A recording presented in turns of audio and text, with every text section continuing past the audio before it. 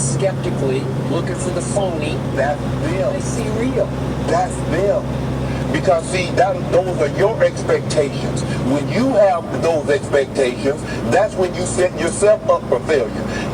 I didn't see John come to work with a frown on his face and leave unhappy. He did occasionally. No, I didn't. John showed people. I mean, so what? The quarterback. So am I supposed to believe now that the quarterbacks are not friendly? They just don't talk to anybody. They just come to work. That's not. Wait a second. What did James Harrison, the great James Harrison, say sitting right here at this desk? He said, I went in skeptically near the end of the year when the Patriots signed him. And he said, I got in that locker room and I'm watching to see if Tom Brady is for real. And he said, I'm here to attest he is for real. Yeah. He walks the talk in the locker room. Tom Brady is Tom Brady. Those are other people's expectations of what Tom Brady is or is not. Just like when they meet you. Now, I'm sure they have expectations. That's what I get. Man, what's Skip like? They have an expectation because of what they see. In actuality, you're nothing like that. Except, I mean, you just take the beat down on the reg, but that's cool, though. I mean, you still my homeboy. Might be Mary Taffy. Nobody else does. No one else. Yeah. You release Malcolm Mitchell. You release Kenny Britt. You release Jordan Matthews. I hate to break it to everybody. Eric Decker retired 2 years ago. He just made it official yesterday. I don't know if anybody that follows the Patriots outside of New England. Let's just say you don't really follow. But trust me, if you've seen any of their games this preseason, if you've seen any of their practices, you know Eric Decker was retired a long time ago. He just made it official.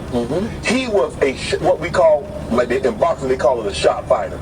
Well, he was a shot football player. I agree with that analogy. Because now all of a sudden he was unsure of his hands. He couldn't get the separation, and it was in his head. And he's got cauliflower body, to use a term. Yes. Like he just beat all to hell. So now he had become very, very unsure of himself. And the one thing that a player, no matter how good or bad he is, he can never lose confidence in himself. And it looked like to me, Deck had lost confidence in himself. So it was time for him to just go ahead and not even try. I don't believe he would have made the team. Maybe I'm pretty sure they told him he wasn't going to make the team. I believe he saved himself some embarrassment. I agree. And by not getting cut and coming to this conclusion. Nice. They let him have some dignity go out. 31-year-old receivers that doesn't have concussion problems or a long-term injury or something like coming off ACL. They don't normally just walk away from the game. They do not. But that just goes to show you just how good the Patriots are with what they do put on the field. Because there's an expectation level, Skip. It doesn't matter who's out there. Coach Belichick says, I expect you to play at a level regardless of who or who isn't there. Now, but the one thing that they do have, I believe they have. What's happening, YouTube? It's not your average trucker, man. Today's Monday. You know, we all hate Mondays. You know, starting the week off after sitting at the crib, chilling with my kids and my wife, you know. Back at it, back on the grind. I'm out here in Lincolnton, North Carolina, picking up some bottled water that I gotta take down to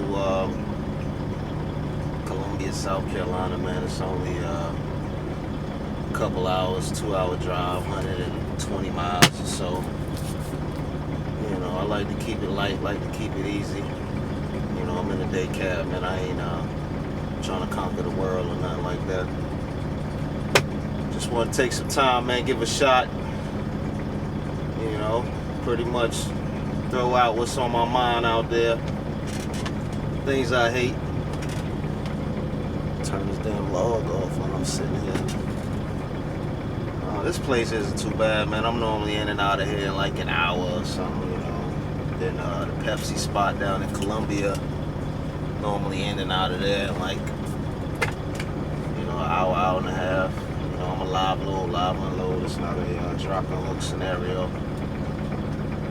But that gets me to my point, man, something that I hate. I hate that these people out here don't respect our time, man. First of all, you walk into a lot of these shipping and receiving offices and these people, you know, they look at you and talk to you like you're an idiot. You know, a lot of them look at you and talk to you like they somehow think they better than you. Yeah, I'm in an old school day cab, man. I had to crank the window. This is like a it's like a 2009 or something, you know, day cab. That's neither here nor there. But run into the issue, man, where people don't respect your time, man. You know, you got an appointment. Say you're supposed to be somewhere at 9 a.m. You show up promptly 8:40. You sitting there, you know, they give you a doc, they take your paperwork or whatever. You sitting there, you look at your watch. Next thing you know, it's 11:30. You know, you've been there damn near 3 hours and they ain't even started you. So you go in and you're like, you know, excuse me, can I ask, you know, what the problem is or how much longer before, you know, y'all start on me? You know, even though in the back of my mind, I'm charging attention, so I'm getting at least $50 an hour to sit there. But these people get an attitude with you because, you know, you're ready to leave, or, you know, or you're let down by them because they haven't done what they're supposed to be. And then they get to talking to you rude a lot, you know, talking down to you. And it's like, especially these like shipping and receiving secretary types. It's like, come on, man, what you making $15 an hour? And you sitting there talking to me like you smarter than me, or you know something that I don't know, or your life's better than mine.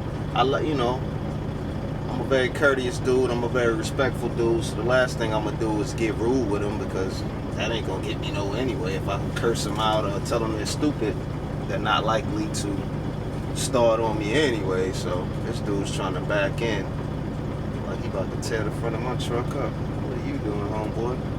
But anyway,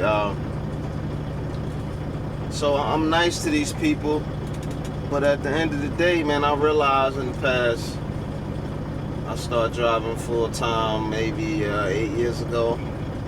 I realized that these people out here simply, you gotta pull up, homeboy, you about to bump me. These people out here simply do not respect our time, man. They just think we literally got all day to sit somewhere, you know. And yeah, getting detention pay and all that is nice, but in actuality, I would much rather be where the hell I'm supposed to be. I would rather be, I'm there on time, get me out of there on time. You got a 2-hour window.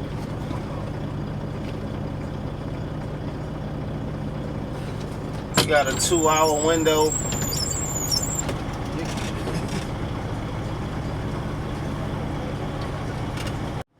Alright, I'm back. Had to help somebody back in. This dude was about to tear the freaking nose off my truck. All this space, man. It's wild as hell out here. And this dude, I don't know, man. They give a CDL to anybody. But anyway, the gist of what I'm trying to say is, I don't understand how a lot of these people, they work in the office and they don't respect us, they don't respect our time. They just think we got all day to sit still, especially me. I'm in a day cab, man. I can't stretch my legs out or lay down and play PlayStation like some of these dudes can. I gotta sit upright. I don't even have a passenger seat in here. When I bought this truck, it didn't even have a passenger seat. It just had like a workstation over there to the right. You know what I mean? So I can't stretch my legs or nothing. I could just sit here like this and watch YouTube, you know? And I don't understand it, man. A lot of these people, they don't respect us. They don't really talk to us like we got sense. They don't know some of us had advanced degrees. Some of us did all types of other things before we started to drive a truck. They don't realize some of us actually own these trucks, you know?